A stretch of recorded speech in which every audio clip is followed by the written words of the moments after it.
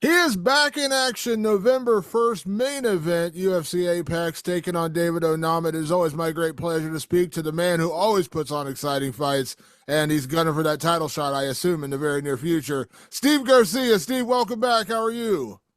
I'm doing well, man. Thanks for having me on. It's been a little while, but happy to be on. Absolutely. Now, after the last one we talked, did you get a little vacation, get some fishing, get some do a little break from the fight? Yes, I did. Yes, I did. Went back out to Coeur d'Alene and just enjoyed the beauty, man. It was just beautiful out there, and I actually brought my dad out there with me, and I could tell he was in heaven too, man. He was just like sometimes just randomly just going and on the dock and casting out a couple lines, catching some fish. It was just a good time, man. So yeah, I was happy I got that out of my system because I like to do that. So yeah, hopefully we'll plenty more of those come. Love it. Love it. So let me ask you, like we talked after the last one, I think if I remember correctly, at that point you had mentioned Dan Ige as a potential opponent. You were looking to take that step up in the rankings. So what was your initial reaction when they called you with David Onama, but also a main event, which is, let's be honest, ideally that's what you always want. Yeah, absolutely. So they threw David Onama's name out there for me, and they kind of knew what I wanted. I told them I either wanted a main event or to get on the MSG card, and I was like, it's probably gonna be the MSG card because the I know he's fought there before. And I'm sure he probably has like some fans there. He's building, something up there. That was my thought process. And then my manager calls me. He's like, "Hey, man, like, they'll give you a main event spot with Onama if you're interested." And I was like, "Absolutely, I'm interested. Like, of course, this is what I do it for. You know what I mean?"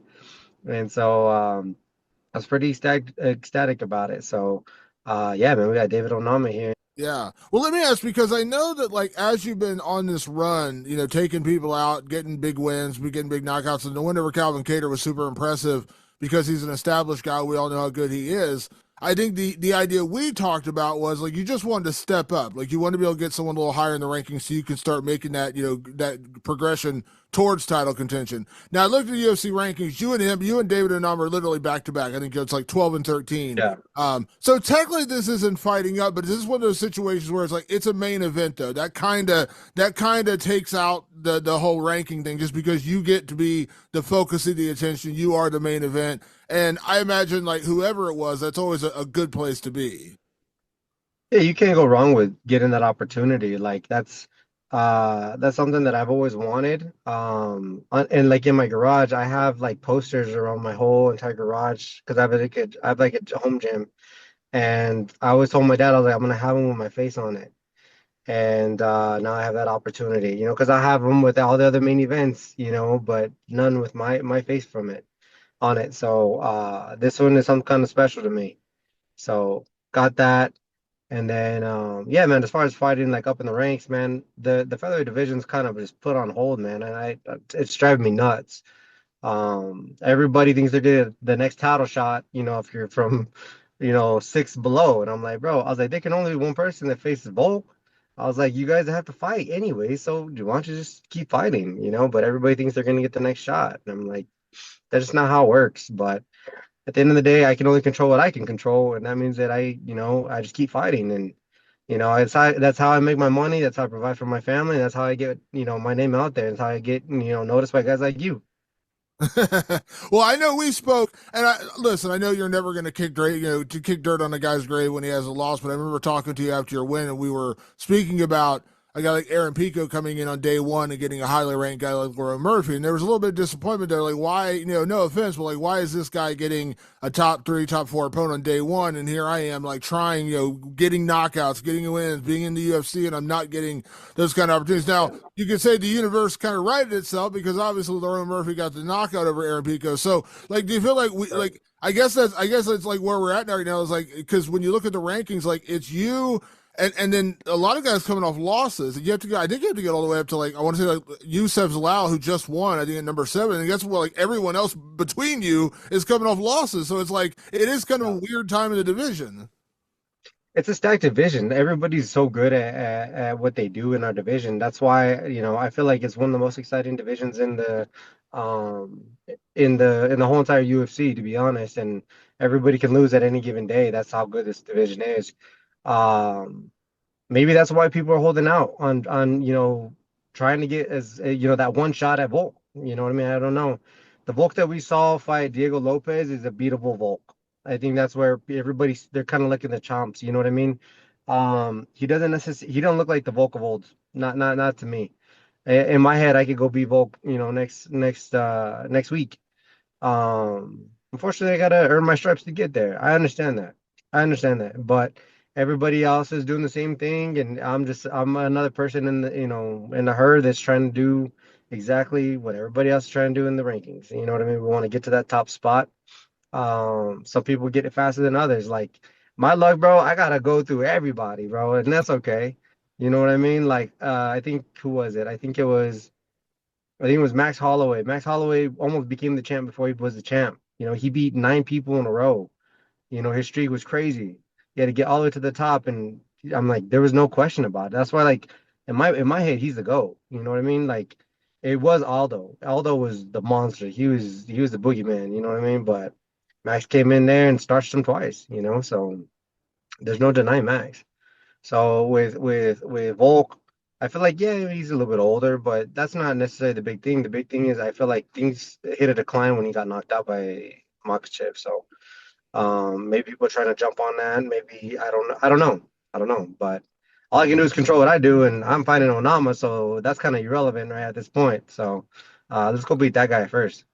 Well, you kind of said it there though. Like I think there was like this sense of like because at his best, no one can deny Alexander Volkanovski was a monster. Like that dude was taking out Yeah, everybody, and then he gets that knockout with Makachev, then he gets the knockout with Ilya, and he won. He beat Diego Lopez. Credit to him, but it wasn't this. It yeah, didn't look like the same Volk we're kind of used to, where he went out there just dominated. He kind of like eked it out, kind of like got by. yeah. And it does kind of feel like that. Like everyone wants to be the guy to dethrone him now. So you got Diego calling him out again. You got Laura Murphy calling him out. You got Mosar, who's kind of like the lost man in all this, and in my opinion, probably Yeah. the most deserving guy. So I'm curious, like Agreed. in your Yeah. opinion, not that you're going to control any of this, but in your opinion, who do you believe should actually get the shot? Like from what I hear, and I don't know if you heard the same thing. They're going to probably go back to Australia in February, is what I've heard, and I imagine that's probably where they're going to want to put Volkanovski in February. Was my guess. So if that's the case, and obviously you're fighting in November, so obviously I doubt you're going to make a quick turnaround and fight in February. Who do you believe, in your opinion, who is the most deserving person of that title shot? I'm with you. I think Mosvar deserves the shot. I think he's deserved the shot probably a fight ago. What I there's a few different options that you can. Yair and Diego, they have their beef. That's a matchup they can do. Murphy had a good win over Aaron. I do think that maybe if you don't want to give Mosvar, because I know they don't want to do it. They don't want to do it. He just doesn't. No, nobody really even knows who he is. He doesn't knock anybody out. He doesn't submit anybody. Like I get why they don't want him to fight, but he knows how to win, right? So then you have that situation on your hands, and as a UFC, I get it. So maybe have like the winner of Yair and Lopez, fight Masvar and Liron, and whoever wins that, they get to fight Volk unless they want to fight, have Volk wants to fight right away, then I think Masvar is the clear answer. I mean, that dude, he hasn't lost. You gotta give it to him. He's number one, right? I think he's ranked number one. Yeah, rank number one. And I get it. Like he's kind of traveling that Marab path where like he's gonna have to go through everybody and he's not going out there and knocking people out and submitting. But at some point you just gotta say, listen, wins are wins, man. You can't like you're not gonna finish yet. Like you are one of the nastiest finishers in the sport. And we just talked about like you knocked out your first person to knock down Calvin Cater. You beat on him, but he just would not go away. Like you could like But so yeah, like you're not gonna now I understand like he's not that's not his style, but like you're not gonna finish everybody. And I just don't like it's yeah, almost like he's being punished because he's winning, but just not doing it with like style points. yeah. And that's a hard thing is that like it's it's that line, man, like between being able to entertain, you know what I mean? Like for me, I don't have the biggest mouth, so I got to make sure I got to do it somehow, right? And I think people love knockouts. I'm like, all right, I'm gonna give these people exactly what they want. I was like, why are they turning to UFC? Because they want to see that. And so I'm like, all right, I'm gonna be the guy that they tune into to watch that. But Masvidal, I don't think anybody's like, bro, I just can't wait to see Masvidal. Unless like you're freaking, you know what I mean? What is he? I don't know where he's from. He's from Dagestan or wherever he's from. His people love him. I mean, they don't care as long as you're there, you're part of them. Though they're going to support you, which is a good group of people.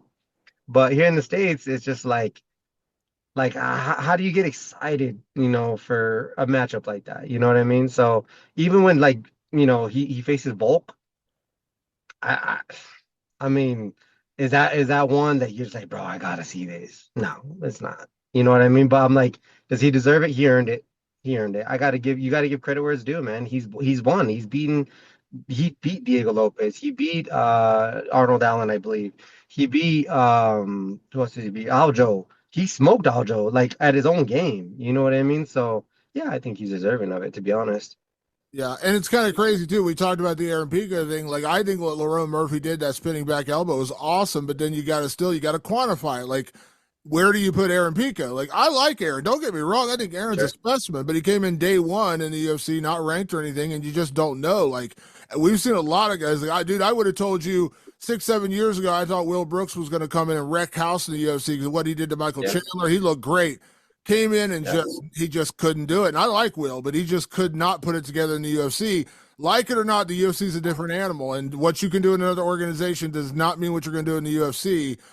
So I think what Lerone did was awesome, but like, how do we quantify that? Like, how do we say like, was Aaron Pico really a top five guy, or did he just, did he? Because up to that point, Lerone certainly didn't look like that. Like that didn't look. Lerone Murphy did not put on those kind of performances before.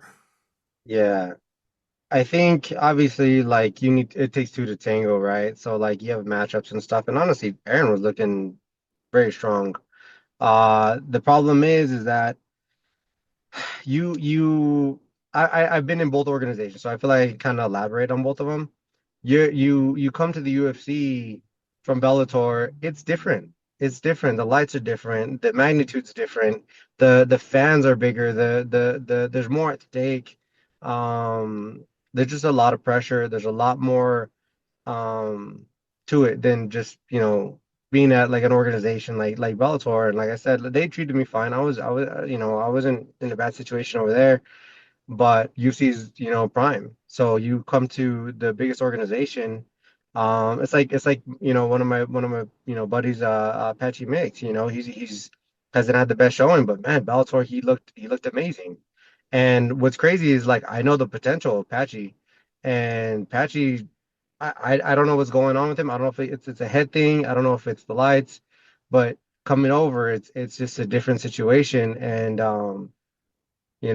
some people adapt, some people don't. Some people, they can figure it out. You know what I mean? Like it's kind of hard. I think the only person that's really like killing it from Bellator right now is maybe MVP.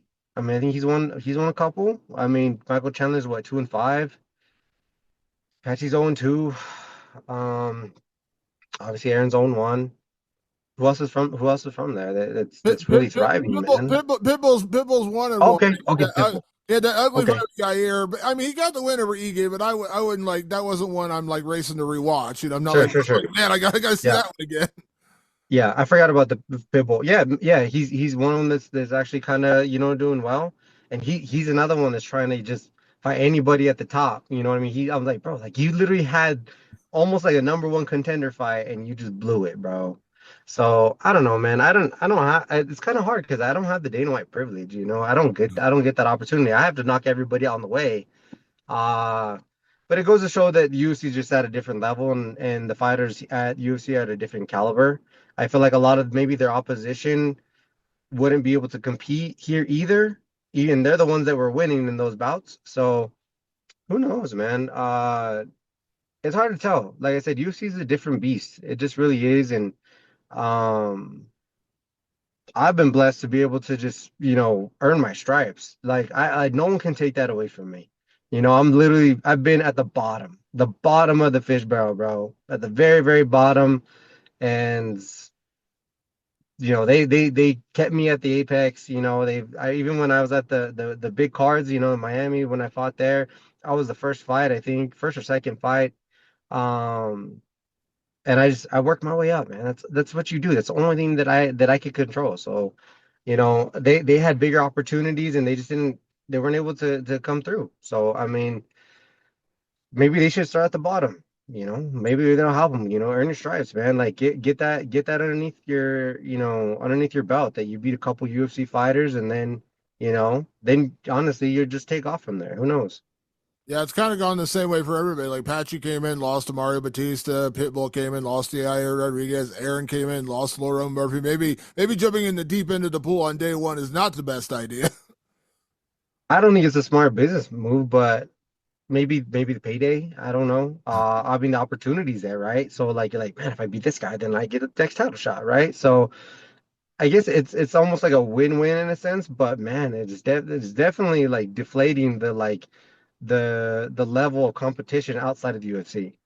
Yeah. Can I ask you, like you've always had this kind of blue collar attitude, like you're going to go out there and like because you don't say crazy things and you're not out there, just pumping yourself up, going full Conor McGregor, that you're probably going to have to work twice as hard as the next guy, Yeah. and you don't have the quote unquote Dana White privilege.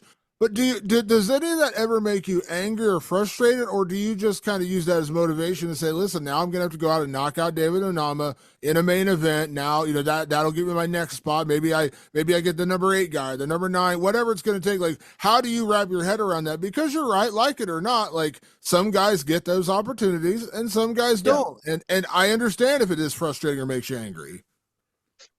It definitely frustrates me when people from the outside come in when I'm like, bro, like we've been here. Like, what about the people that have been like with the company pushing hard for, the wins and the victories here on your platform already? I understand it's a business though, so like I have to honestly compartmentalize like a lot of my, I guess, what's going on in my head. You know what I mean? So at the end of the day, when I'm grinding and I'm doing what I'm doing, I'm fighting whoever's they put in front of me. That's all that really matters, right? So, and to be honest, I'm doing this because I'm providing for my family through it. You know what I mean? So this is how I make my money. So if you want to keep just, giving me guys, I'll just keep doing what I'm doing and I'll just keep feeding my family, right? Like that's that I try to simplify it because then you start getting into all the technicalities and stuff and just like, bro, like that's a bunch of BS for this guy to get the next title shot if he wins or this whole group of guys at the top five, they're just kind of putting everybody on hold because they don't want to fight each other. Um, bro, like none of that stuff, has any sort of control of mine. You know what I mean? I get to have these conversations with people like you. They get to go talk about it. That's y'all's job. You know what I mean? Which is cool because like I don't always have to do it. Um, but for me, bro, like what does UFC pay me to do? They pay me to go out and fight. So what's their job to do? Their job is to be the promoter, right? So promote some of us, you know what I mean? Promote the people that have been rocking with you for a long time, the one that's been putting, good shows together, been good fights, knockouts, good subs, whatever it is. Like those are the guys you need to push. You know what I mean? I don't care if they, like Masvidal. Like I understand that he doesn't push. He don't have the biggest push because I don't know what's to push. You know what I mean? He's a great grappler, but he doesn't stop people. He doesn't knock out people. So I understand their hesitation there. But when you have people that are going out there and fighting with everything they got, man, and they're winning in spectacular fashion, push those guys. You know what I mean? That would be my advice. And I guess my frustration would be, a little bit less, Yeah. it's just out of your control. 100%. Well, I think here's what I'll say though is like being in this main event now and a guy like David Onama who is typically a pretty exciting guy, pretty pressure filled kind of guy. Um, I know it's a weird comparison, but it kind of reminds me a little bit of like when we got matchups like when Gaethje was fighting Dustin Poirier. Like this is just going to be an awesome fight. Like we just know it's going to be an awesome fight, and sometimes names matter. Like you could fight Mozart, and that would be a huge fight, number 1 guy, right? But it would probably be a totally different fight because you know what he's going to do. There's no chance he's going to stand and trade with you. Whereas a guy like David Right. Onama will. So like this is a chance to go out and potentially earn like a highlight reel knockout, which you already have a bunch of those, but like highlight reel knockout in a main event.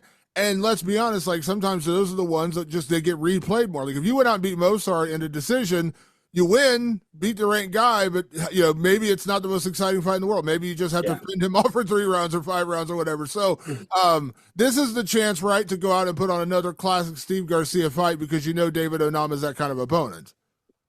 Yeah, man. You hit the nail on the head, man. That's exactly what it is. It takes two to tango, like I said earlier, man. And Onama, he doesn't make that much noise either, but that dude's dangerous, bro. Like people are overlooking him, just like I've been overlooked. So that's why like this is an interesting fight. People are not too happy with this being a main event.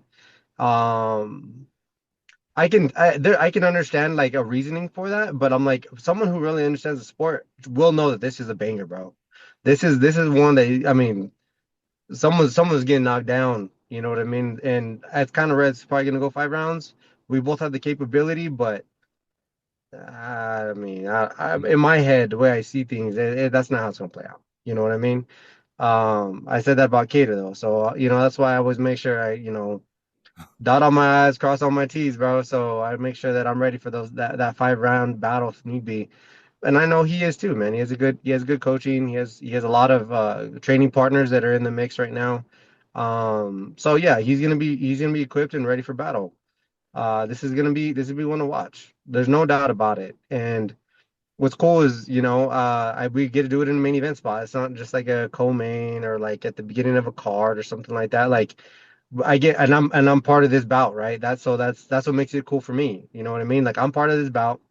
I'm part of this mix, and this is where everybody gets to see like what I'm made of. They get to see what he's made of, and see if we're both cut from the same cloth, man. That's like what it's gonna turn out to, because I think that we kind of are.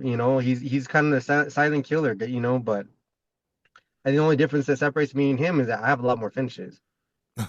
Absolutely. Well, to that point, I'll get you out of here on this, Steve. Like, and I'm not saying this just 'cause I'm talking to you. Like, I love this fight. I love this main event. I'm Yeah, glad you guys are getting the headline spot because more oftentimes than not, you don't get these kind of opportunities. You know what I mean? You end up being right. like maybe the featured prelim or the co-main event. I'm glad you guys are getting the main event. So my last question is this: if you go out and do what you want to do next week and you beat David Onama, you knock out David Onama, as I assume you probably are planning to do, how big is 2026 going to be for Steve Garcia? Because at that point, like I was looking at the rankings right before we spoke, and I was like, the options are pretty limited in terms of like guys who are off wins. And I know the UFC tries to match up, guys off wins with guys off wins. Yeah, You're going to be like this should give you a pretty good step up in the division, in my opinion.